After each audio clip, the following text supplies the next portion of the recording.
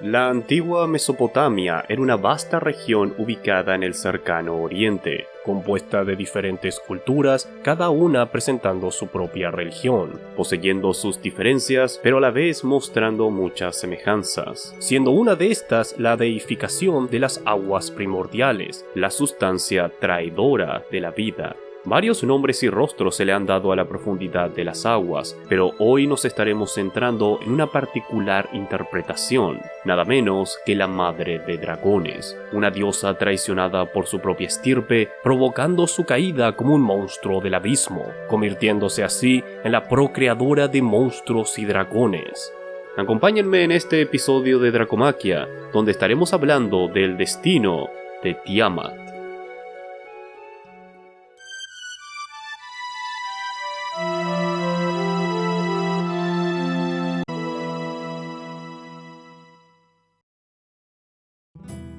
Hoy estamos con un caso muy particular y complejo, porque cuando ni siquiera podemos determinar con exactitud la apariencia de Tiamat, es obvio que hemos entrado a un tópico controversial. Lo que sabemos con precisión es que Tiamat es una representación del concepto del océano y sus mares. Su nombre posee la raíz semítica Tiham, palabra que puede traducirse directamente como mar, siendo esta la misma raíz para la palabra Tehom, lo cual se conecta con el concepto del abismo de los mares, de la profundidad del océano, temas que resuenan mucho con Tiamat. También encontré por ahí una interpretación en sumerio donde la palabra Ti significa vida y Ama significa madre, traduciéndose a algo como madre de la vida, aunque quiero aclarar que no estoy del todo seguro de la veracidad de esta interpretación, así que tómenlo con cuidado. El asunto es que ella es una divinidad representante del mar, y como suele ocurrir en el antiguo cercano oriente, deidades marinas son de tomar la forma de serpientes gigantes, y esto es precisamente lo que ocurre con Tiamat. Al menos es como la teoría más aceptada. Verán, hasta donde he podido encontrar, no existe ninguna mención en texto que la describa específicamente como un dragón o mínimo serpiente gigante. Definitivamente posee características de monstruo, pero nunca es aclarado su forma exacta, y creo que es por esta razón que se generan malentendidos. El más común que encontrarán es este relieve neoasirio del templo de Ninurta, que algunos sostienen que la figura de la derecha es el dios Marduk derrotando a Tiamat. Excepto que hay un pequeño problema, porque si hacemos zoom podemos encontrar que este monstruo posee, bueno, un pito. Y por lo tanto es mucho más probable que este demonio sea en realidad Anzu, siendo asesinado por el dios Ninurta. Después de todo, es su templo. Así que tengan cuidado cuando sitios les apuntan a este relieve como un dibujo de Tiamat, en especial cuando nunca se le describieron alas. Tiamat es una representación femenina de los mares, mientras que Anzu es una representación masculina de los vientos. Aunque para ser justo, esta confusión es más comprensible de lo que uno cree. Lo explicaré más adelante. El punto es que este dibujo no representa a Tiamat, pero por suerte se han encontrado diferentes cilindros y sellos cuyos dibujos algunos sostienen que representan la batalla entre Marduk y Tiamat, y en estos casos podemos notar que es representada con una forma serpentina, lo cual tiene mucho sentido, no solo por lo que mencioné anteriormente sobre divinidades marinas en el cercano oriente, sino porque además fue Tiamat quien dio a luz a diferentes especies dragónicas, siendo por eso que en la actualidad a veces se le refiere como la madre de dragones. Por lo tanto, si vamos por la ruta de la teoría de una Tiamat dragónica y sumamos las vagas menciones de sus características físicas en texto, más las supuestas representaciones en sellos, nos encontraremos con una dragona de cuerpo serpentino, con extremidades que pueden ser 2 o 4, además de una extensa cola, varios cuernos en la cabeza y senos. Además, algo que descubrí a último momento en la realización de este video, es que es posible que tuviera 4 ojos. Mencionado en un único texto, a Marduk también se le ha descrito con 4 ojos, por lo que tal vez esta es una característica divina en alguna de las sociedades de Mesopotamia. Ahora, si contamos sus habilidades especiales, aparentemente su piel se mostraba impenetrable ante cualquier arma. Poseía conocimiento en magia, siendo capaz de recitar conjuros, aunque se desconoce la naturaleza de estos. También poseía una fuerte conexión con las aguas y era capaz de concebir toda clase de monstruos.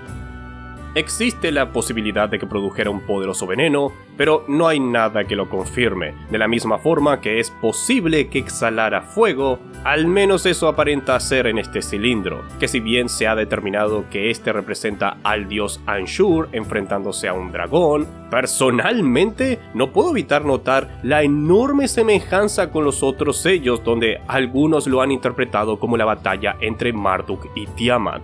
Así que, si esto llegara a ser fuego surgiendo de su boca, al menos existe una posibilidad. Por si esto fuera poco, Tiamat es de un tamaño continental, ya que de su cuerpo fueron creados el cielo y la tierra. Ahora, su apariencia dragónica, algunos sostienen que fue resultado de una transformación monstruosa cuando ésta se prepara para ir a la guerra contra los Anunnaki. De nuevo, lo explicaré a fondo más adelante. Entonces, ella no siempre tuvo esta figura. Probablemente, al principio, Tiamat se mostraba no muy distinta a cualquier diosa mesopotámica, pero fue a causa de su ira y rabia incontrolable que terminó turnándose en esta bestia, y todo a causa de una horrenda traición. Supongo que ya es tiempo de que relate la trágica historia de Tiamat, así que aquí vamos. Las diversas civilizaciones que conforman la Mesopotamia preclásica nos han dejado un inmenso legado de historias redactadas en tablillas de barro, principalmente en sumerio y en acadio. Una de las más importantes colecciones de tablillas son el Enuma Elish, 7 tablillas de barro en las cuales se archivaron el mito de la creación del mundo, al menos acorde a los babilónicos. Cuando en lo alto los cielos no habían sido nombrados y abajo el nombre de la tierra no se había pronunciado, existía ya Apsu, el primordial, su procreador, y también la creadora Tiamat, la paridora de todos ellos. Acorde a este poema ancestral, en el principio existían 2 entidades divinas, Apsu, el dios de las aguas dulces de las profundidades, y Tiamat, diosa de las aguas saladas del abismo de los mares. Estos unieron sus aguas y dieron nacimiento a los primeros dioses, los cuales comenzaron a tener su propia descendencia hasta llegar al dios Anu, cuyos hijos, los Anunnaki, comenzarían a hacer un escándalo constante e insoportable. Apsu no era capaz de aplacar sus gritos, mientras Tiamat se mantenía tranquila ante ellos. Lo que ellos hacían la molestaba profundamente, aunque su comportamiento no era bueno, ella quería salvarlos. Es por este ruido incesante que Apsu es incapaz de descansar ni de dormir, llegando al punto donde le dice a Tiamat que deben destruir el origen de este ruido para que regrese la paz entre ellos. Pero al escuchar estas palabras, la diosa entró en cólera, preguntándole cómo se le ocurre destruir aquello que han creado.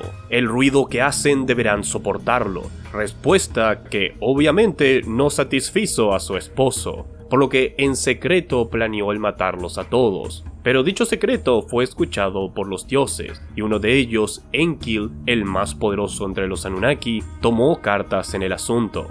Utilizando su magia, recitó un conjuro en las aguas que puso a dormir a Apsu, siendo así que pudo asesinarlo, apoderándose de la corona y levantando su residencia encima de Apsu, donde se dedicó a gobernar el panteón de los dioses junto a su esposa, Damkina, quienes concibieron al héroe de este poema, Marduk. Marduk se presentaba aún más poderoso y magnífico que su padre, con su abuelo Anu creando y regalándole los 4 vientos del mundo, con los cuales la poderosa deidad jugó con ellas sin descanso, creando tormentas e inundaciones que movían los mares. Este comportamiento nuevamente perturbó a Tiamat y a su descendencia, quienes se quejaron amargamente con su madre para que hiciese algo. «Tú no te comportas como una madre, te revuelves enfadada, y a nosotros, que no podemos descansar, tú no nos quieres. Fíjate en nuestro pesar, nuestros ojos están secos. Elimina este yugo que no cesa para que podamos dormir. Presenta batalla, véngate de ellos, redúcelos a la nada». Tiamat lo escuchó. Estas palabras la complacieron. «Según lo que vosotros habéis decidido, haremos unos demonios». Es aquí que Tiamat, al menos acorde a las intenciones del poema, toma el papel de villana, obteniendo la apariencia de un monstruo y, supongo que depende de tu interpretación, bien tiene una nueva estirpe de demonios con su nuevo esposo Kingu o convierte a un grupo de sus hijos en demonios. Sea cual sea el caso, ella da nacimiento a serpientes monstruosas, poderosos dragones, siendo así como fueron creados los 11 hijos de Tiamat, armándolos y encantándolos para la futura batalla. La madre Hubur, la creadora de todo, añadió armas sin rival, engendró serpientes monstruosas, con dientes afilados, colmillos sin piedad, llenó sus cuerpos de veneno en lugar de sangre. Vistió a los dragones feroces con el pánico, les otorgó el aura divina y los equiparó a los dioses. Los que los vean que queden paralizados de debilidad, sus cuerpos atacarán sin cesar, no huirán. Fue entonces que ella nombró a su amante como el nuevo rey sobre todos los dioses, otorgándole las tablillas del destino y las armas necesarias para liderar las nuevas fuerzas demoníacas que estaban a su disposición.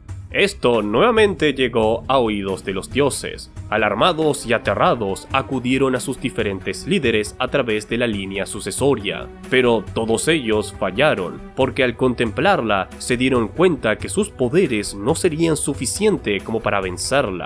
Sencillamente no había nadie entre los Anunnaki que se mostrase como un digno rival, excepto Marduk, quien tomó el reto a cambio de ser coronado como el nuevo rey de todo. Sentaos todos juntos con alegría en la sala de las asambleas, y que yo decida los destinos mediante mi palabra en lugar de vosotros. Que todo lo que yo cree no sea alterado, que la palabra de mis labios no sea revocada, que no cambie. Es así como finalmente llegamos al legendario encuentro entre Marduk y sus huestes contra Tiamat y sus fuerzas. Las armas de Marduk incluían un arco, una maza, una red, una poderosa armadura, un carro de batalla cinchado por 4 infatigables caballos, el relámpago mismo, y en su interior ardía una llama abrasadora, que bien puede ser algo metafórico o literal. Además, cargaba con hierbas para curar el veneno y un conjuro que utilizó contra Tiamat después de que ella le lanzara el suyo primero. Tras este intercambio mágico, batallaron, con Marduk lanzándole su red para atraparla, ante lo cual Tiamat trató de devorarlo entero, siendo así que el rey de los dioses llamó al viento destructivo y lo envió directo a las fauces abiertas de la dragona, llenando su vientre e impidiendo que cerrara su hocico. Marduk no desaprovechó la oportunidad y apuntando con su arco, disparó una flecha que seccionó su vientre y partió su corazón, matándola de inmediato. A continuación, el Anunnaki aplastó el cráneo de Tiamat con su maza. Luego desgarró su cuerpo en 2 partes, una sirviendo para hacer la cúpula celeste, posiblemente la Vía Láctea, y la otra sirviendo para hacer la Tierra y el mundo inferior, con la cola actuando como una especie de soporte o conexión entre los mundos. De sus ojos brotaron los ríos Tigris y Éufrates, tal vez incluso todos los ríos del mundo, acorde a otras versiones de esta leyenda. Con sus pechos creando las montañas, con su baba se crearon las nubes, y con su saliva la niebla. Marduk luego obtuvo las tablillas del destino del capturado Kingu, condenándolo a muerte y con la humanidad formándose a partir de su sangre para servir a los dioses. Y esa es la devastadora historia de Tiamat, su ascenso y su caída, y en verdad me cuesta no verla como la víctima aquí, o al menos en parte la víctima. Nunca le deseó ningún mal a su prole, no hasta que Marduk empezó a actuar peor que sus progenitores, siendo exactamente por este tipo de actitud que los Anunnaki fueron casi asesinados en primer lugar, y habiendo sido también los hijos de Tiamat quienes la empujaron a actuar con violencia, con ella solo tratando de cuidar a los suyos. La parte más triste de todo esto es que 2 hermanos de la línea directa de Tiamat, es decir, sus hijos directos, se pusieron del lado de los dioses. Lahmu y Lahamu fueron sus nombres, los cuales comúnmente han sido representados como serpientes, algo que fomenta la idea de Tiamat siendo personificada como una dragona. Ahora, si creen que ya hemos terminado con esto, están muy equivocados. Me costó un montón obtener toda esta información y prepararla, así que ustedes van a sentarse ahí y seguir mirando, porque lo que viene ahora es una explicación algo compleja, pero necesaria. Después de todo, Tiamat y lo que representa puede que sea uno de los elementos más antiguos de la humanidad, y por lo tanto nos cruzaremos con múltiples culturas, relatos y figuras. Así que, prepárense. Quiero que recuerden que esta historia que les acabo de relatar es tan solo la versión encontrada en las tablillas de Enuma Elish, las cuales datan del 1200 a.C., pero investigadores han concluido que estas son en realidad copias y que la leyenda puede datar fácilmente antes del 1750 a.C., por lo que estamos hablando de una historia que tiene cerca de 4000 años de antigüedad. De hecho, es tan antigua que es bastante probable que se encuentre basada en mitos y leyendas anteriores al propio Enuma Elish. Si hablamos de las deidades de la antigua Mesopotamia, descubriremos que cada ciudad, cada cultura, poseía un panteón de dioses muy similar entre sí, al punto donde se cree que directamente todos compartían las mismas divinidades, como una especie de religión diversificada.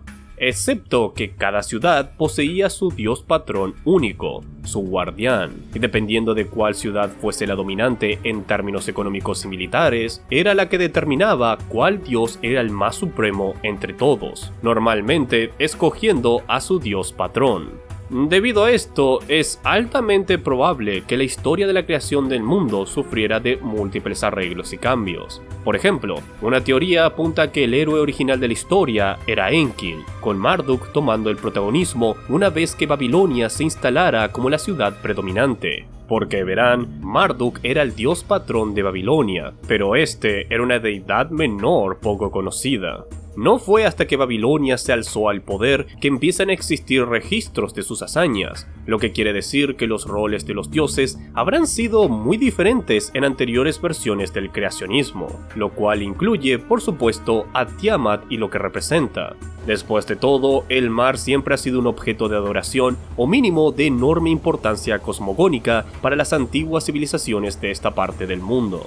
Dicho de forma simple, las aguas del océano primitivo son la fuente de la vida, literal y simbólicamente. No es que el agua sea solamente necesaria para vivir, es que nosotros venimos del agua. La vida fue creada gracias a esta. En algunas leyendas de creacionismo, los dioses vienen del agua o el agua existe a la par con los dioses creadores. Es por eso que las aguas primigenias comúnmente se deifican para explicar su existencia antes, durante y después de la creación. Tiamat es precisamente eso, una deidad que representa estas aguas primordiales, aunque no fue la primera. Es bastante posible que Tiamat reemplazara a una diosa más arcaica. Namu es una fuerte candidata, siendo ella la creadora de los cielos, la tierra y por supuesto, madre de todos los dioses. Pero con el tiempo, Namu desaparece del panteón divino, posiblemente con Apsu tomando su lugar, porque Apsu también fue una diosa marina antes de ser cambiado a un dios masculino. En aquella época era conocida como Sigarun, que en acadio significa la madre que ha engendrado el cielo y la tierra, y era representada como un dragón femenino, cuyos dominios eran los océanos donde se encontraba la casa del conocimiento, un lugar sagrado también conocido como Apsu, palabra que posee las raíces de océano y conocimiento profundo o solo profundo, también conectado con la palabra abismo. Y en realidad, el nombre de Apsu aparece en diferentes leyendas ancestrales, pero casi siempre lo colocan más como un lugar que como una deidad. En algunos casos, este era el nombre del río donde a la humanidad se le dio forma y vida, lo cual ayuda a explicar por qué mismo en el Enuma Elish, Apsu también se vuelve el lugar donde residen los Anunnaki. Así que, si han sido capaces de seguirme el ritmo hasta ahora, en algún punto en la historia, Sigarun pasó a conocerse como Apsu, convirtiéndose en un dios masculino y comenzando a ser retratado como el supuesto dragón compañero de Tiamat, lo que ayuda a explicar por qué sus primeros dos hijos son a veces representados como serpientes gigantes. Así que, de Namu a Sigarun, de Sigarun a Apsu, y de Apsu a la creación de Tiamat, con todos estos siendo posiblemente diferentes rostros de una misma diosa. No creo que sea necesario que diga que todo esto es bastante confuso, y créanme que me salteé algunas cuantas cosas para poder simplificárselos. Estamos en fuerte territorio teórico debatido entre expertos, aunque nada de esto es de sorprender si tenemos en cuenta que normalmente esto es lo que ocurre cuando diferentes pueblos buscan conquistarse los unos a los otros. La absorción de sus dioses en una nueva orden religiosa es más efectivo que la prohibición de los mismos, y el resultado suelen ser confusiones y cambios con cada nuevo relato de esta leyenda. Tan solo para colocar un ejemplo, en una versión asiria del Enuma Elish sustituyen al dios Marduk por Ashur, dios nacional de Asiria, y de esta forma podemos encontrar deidades equivalentes a Marduk en otras ciudades, las cuales pudieron haber influenciado en la creación de este dios o en sus leyendas. ¿Recuerdan a Ninurta? Bueno, existe una serie de tablillas llamadas Lucal-e que relatan una leyenda sumamente similar a la encontrada en el Enuma Elish, donde se encuentra registrado la historia de la creación del mundo y cómo Ninurta se alza al poder tras enfrentarse a titánicos monstruos como el Anzu. Son tantas las semejanzas encontradas entre ambos textos que ha despertado la opinión en algunos de que esto no puede ser coincidencia y que el Enuma Elish tuvo que verse influenciado por este otro poema, lo cual vuelve más comprensible que gente confunda este relieve con el de Marduk y Tiamat. Lo gracioso es que no hay muchas comparativas en realidad entre Anzu y Tiamat, porque esta bestia alada, si bien muy importante en los enfrentamientos de Ninurta, es tan solo uno de varios monstruos mitológicos que debe enfrentarse, con dichas bestias mostrándose muy semejantes con algunos de los 11 hijos de Tiamat, los famosos 11 dragones. De hecho, algunos aclaman que Ninurta se enfrentó a 11 monstruos, por lo que de nuevo, el número no creo que sea coincidencia. Así que si tenemos esto en cuenta, es posible que el Enuma Elish combinara los enfrentamientos de Ninurta con el concepto de una diosa marina ancestral. Lo curioso es que muchos mitos de la creación involucran a una especie de bestia gigante siendo asesinada para dar forma al mundo, por lo que tal vez el Enuma Elish amalgame más leyendas de las que soy consciente. Oh, y puede que algunos de ustedes se estén preguntando, ¿cómo eran esos 11 hijos dragónicos que nacieron de Tiamat? Bueno, eso será respondido en otro video. Sí, lo siento, este episodio me tomó mucho más tiempo para subirlo al canal de lo que estaba esperando, y como que ya hay muchos nombres e información aquí, así que mejor no excedernos, porque aún falta por mencionar otros datos curiosos sobre Tiamat. Por ejemplo, ¿recuerdan cuando mencioné que no hay una representación segura de Tiamat? Bueno, pues resulta de que sí la hay, y esta se encuentra en el templo de Bel en Siria, siendo Bel otro nombre otorgado a Marduk. Es aquí que podemos encontrar relieves de Marduk enfrentándose a un monstruo femenino serpentino que se ha identificado como Tiamat. Y como verán, aquí la representan como un anguípedo, apariencia que no se conecta mucho con lo que conocemos de ella. Y he aquí el porqué. Resulta que este templo fue construido sobre las bases de templos anteriores, con el primero datando cerca del tercer milenio a.C., con el segundo datando cerca del 400 a.C., y el que podemos contemplar hoy en día se construyó cerca del primero después de Cristo. Y es precisamente por eso que no se puede confiar del todo en él, porque sencillamente la cultura había cambiado muy radicalmente a este punto. El templo posee relieves como ángeles que no son propios de la cultura de Bel, o al menos el estilo es muy diferente al clásico mesopotámico, y el anguípedo fue bastante popular en la época grecorromana, por lo que también es altamente probable que el arte del templo se viese influenciado por las representaciones contemporáneas de entidades parecidas a las de Tiamat, como fue el Equidna o Tifón. A pesar de esto, sigo muy impresionado de que este retrato nunca es mencionado en investigaciones sobre Tiamat. No he visto ni un solo video donde tan siquiera mencionen a este relieve, así como tampoco suelen mencionar la versión de Beroso el Caldeo, un sacerdote babilónico del siglo III a.C., quien redactó una nueva versión del mito del creacionismo, con varias diferencias curiosas. aquí Tiamat se reduce enormemente. Se la refiere sencillamente como la mujer que tenía dominio sobre todos los raros monstruos del mar, y que Bel la asesina y crea el cielo y la tierra al partirla en dos. No hay nada más.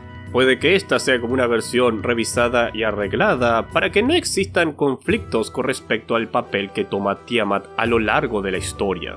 También existe una rara mención en los rituales que se hacían en el Esagil en el templo de Marduk en Babilonia, donde se dice que Marduk logra aprisionar a Tiamat con su... bueno... pito. Yeah. Esta mención se encuentra muy aislada de todas las demás y posiblemente fuese un intento de enfatizar la virilidad del dios babilónico, algo que ocurre de vez en cuando entre diferentes dioses masculinos. Y bueno, es de esta forma que podemos encontrar cuestionables datos sobre Tiamat, como la descripción de su cuerpo escamoso, algo que leí en algún que otro libro, pero hasta donde llegué a investigar, este dato no posee corroboración con nada mesopotámico, de la misma forma que dan la insinuación que en algún texto asirio se le llamó a Tiamat como el Gran Dragón. Pero de nuevo, no encontré ningún auténtico texto que mencione esto. Hasta donde pude investigar, este dato parece que surgió de Louis Spence. Y este es un autor muy cuestionable, por lo que no confío mucho en él en este particular caso. Con todo esto, no me sorprende que Tiamat sea una de las entidades más confusas que he investigado. Su leyenda se encuentra enredada con todo tipo de diferentes figuras religiosas de distintos mitos, con un claro simbolismo político cargado en toda su historia. Y si bien el video está centrado en Tiamat, claramente estamos hablando más de un concepto, el de la diosa del mar o del mar mismo y lo que representa. Esta idea de un mar deificado es muy antigua, y como ya mencioné, es bastante probable que en sus inicios se le tuviera gran estima y respeto. Pero todo cambió cuando Babilonia atacó. Algunos académicos sugieren que hay dos partes distintas del mito, con la primera tratando a Tiamat como una diosa creadora a través de un matrimonio sagrado entre el agua dulce y salada, creando así el cosmos mediante sucesivas generaciones de sus hijos. La segunda parte la considera la encarnación monstruosa del caos primordial, caos que es derrotado por un dios del orden, generalmente un dios del cielo o de las tormentas. Es posible, aunque no definitivo, que hayan mezclado dos leyendas diferentes, combinando a la diosa creadora con alguna entidad del caos originaria de los mares, y no necesariamente tienen que ser malignos. La idea del caos, al menos en este ejemplo, sería el del reino de la creación, no atado a ningún límite.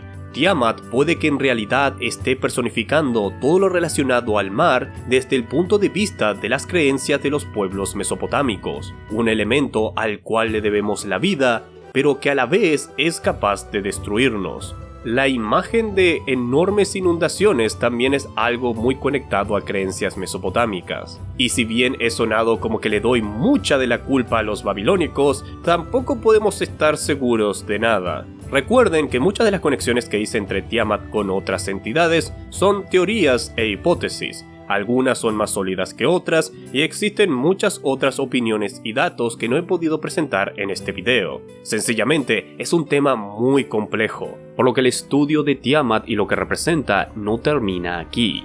Todavía hay más para estudiar.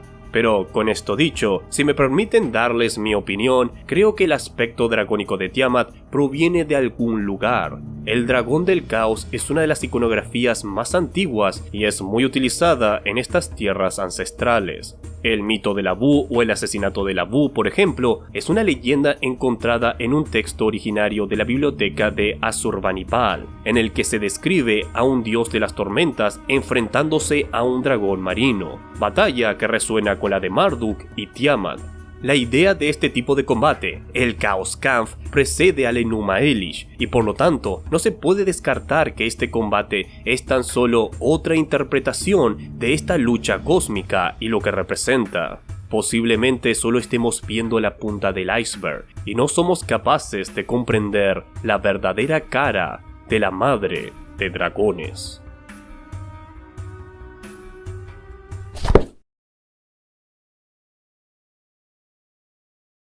Nuevamente, gracias a todos por mirar, y si se han quedado hasta el final, que sepan que son ustedes los mejores.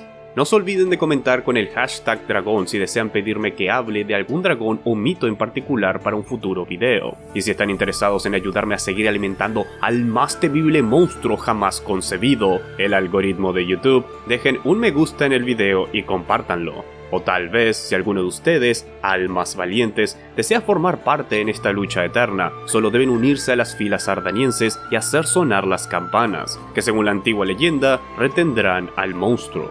Pero toda guerra necesita de fondos, así que un especial agradecimiento a todos mis patrocinadores que nos brindan de ese extra apoyo. Muchísimas gracias. Y con esto dicho, les deseo a todos un muy buen día.